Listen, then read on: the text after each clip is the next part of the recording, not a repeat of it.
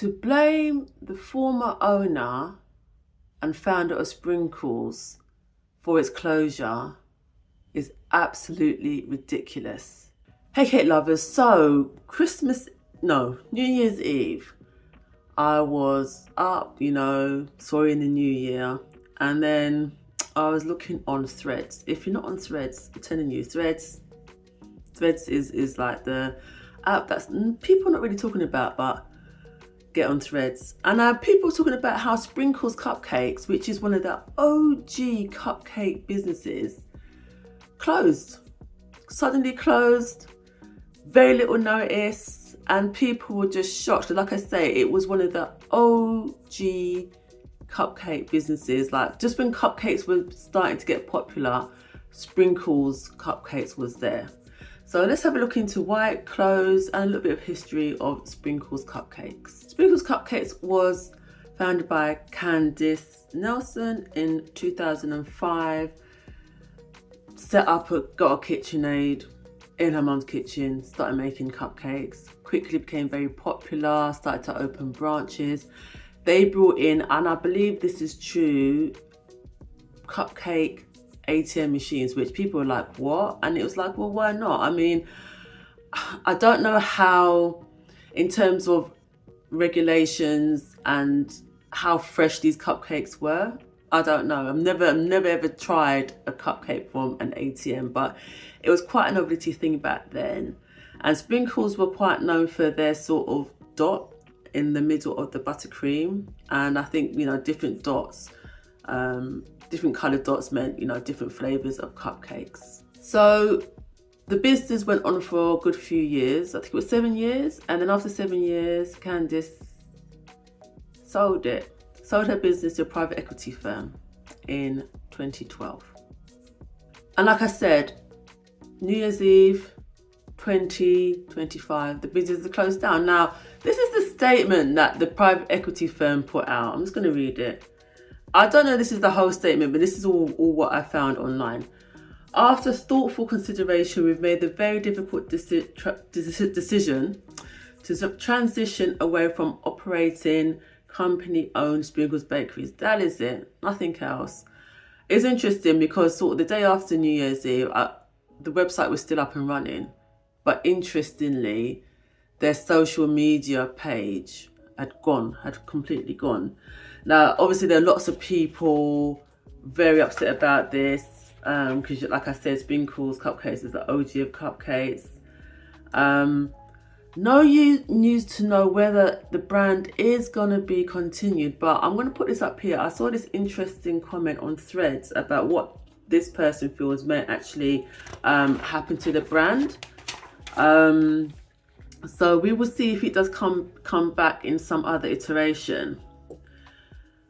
What I want to talk about now is how the workers were told. Now, the thing is, when a business closes, there's never a good time to close a business. But I always feel that please, however you close your business, please treat your employees with respect, because these are people who are working for you and they have families to feed, bills to pay. So this allegedly is the letter that was given to employees on the 30th of December, telling them that from the 31st, Sprinkles Cupcakes is going to be no more.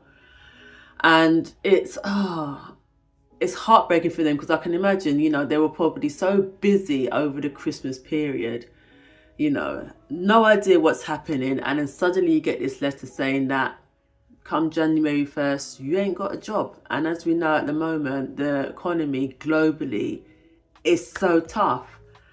And I just really feel for the workers. I don't know if there's any better way that it could have been done, because I think people are really emotional about it because it was done during the festive period. But there's never a good day to tell an employee they've been terminated, especially, of course, when it has nothing to do with them, the business has closed.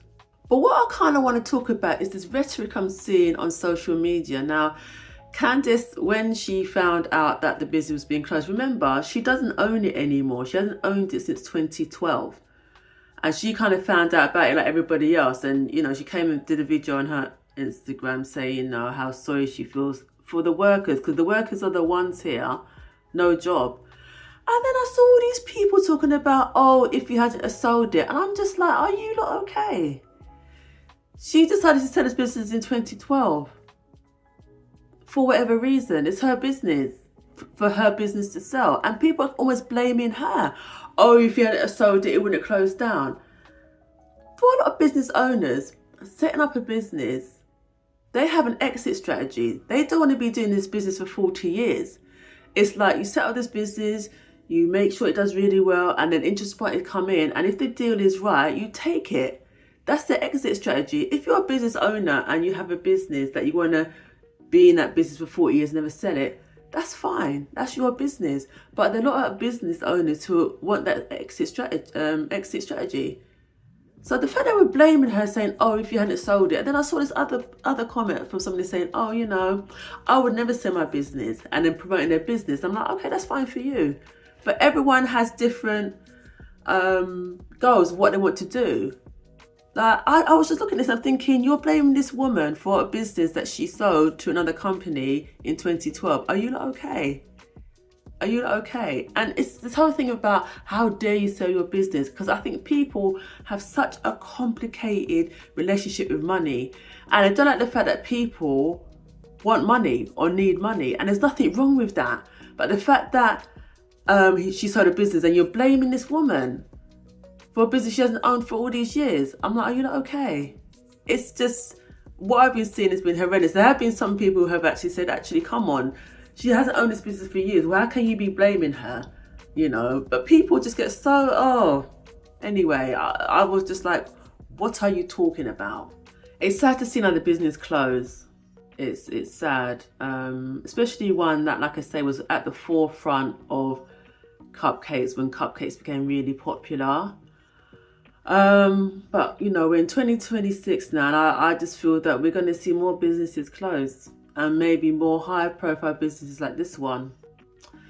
Let me know in the comments if you've ever bought a Sprinkles cupcake. I mean, this will only be for Americans because it was an American brand.